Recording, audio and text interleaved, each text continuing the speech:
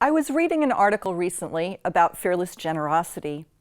It's in Giving magazine, published annually by the Ecumenical Stewardship Center, a multi-denominational organization of which Community of Christ is a member. The article by Michelle Cobb offers a challenge. In the local church community, we have the opportunity to be first responders, offering the generosity of God. This generosity was revealed when God gave the world Jesus Christ. God's Son expresses the depth of God's generosity. Like those who are trained for work in perilous circumstances, God calls us to be fearless in our living, our giving, and our service. Ms. Cobb goes on to say, when the heart is fully responsive to the message of God's generosity, the result is abundant, fearless living. Fearless disciples who live their lives with a belief in the abundance of God create fearless and generous church communities. What caught my eye in this article was Ms. Cobb's use of the term first responders offering the generosity of God. It made me pause and think, what if I choose to consciously respond first by offering the generosity of God fearlessly in each of my daily encounters? How different will my life be? How different will the world look to others? By choosing to respond to my life circumstances as a fearless and generous disciple, I actively show to others my faith in God's generosity. For Community of Christ, this concept of fearless generosity is specifically discussed in Doctrine and Covenants, section 162, verse 7. There are many lives waiting to hear the redeeming words of the gospel, or to be lifted from hopelessness by the hands of loving servants. But they will be lost to you without the generous response of disciples who share from their own bounty, that others may know the joys of the kingdom. Many are fearful and believe their security is to be found in the accumulation of possessions.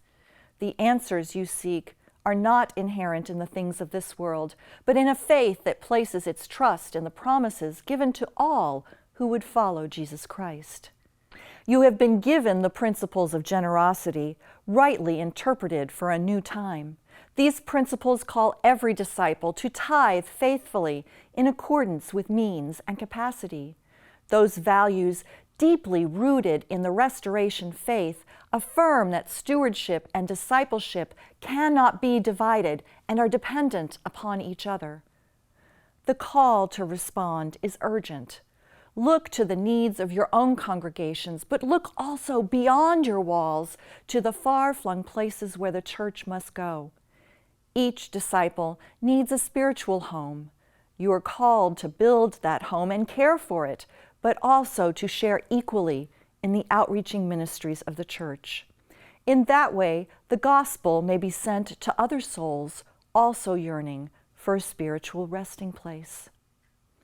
This prophetic scripture speaks to me and you about scarcity and abundance, greed and generosity, and living the life of a fearless and generous disciple.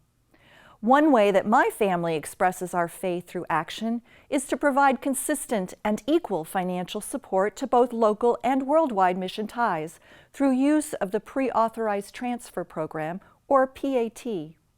By accessing the PAT authorization form on the church's website, we were able to specify how much we want to contribute to our local ministries, our congregation and our mission center, and to worldwide ministries.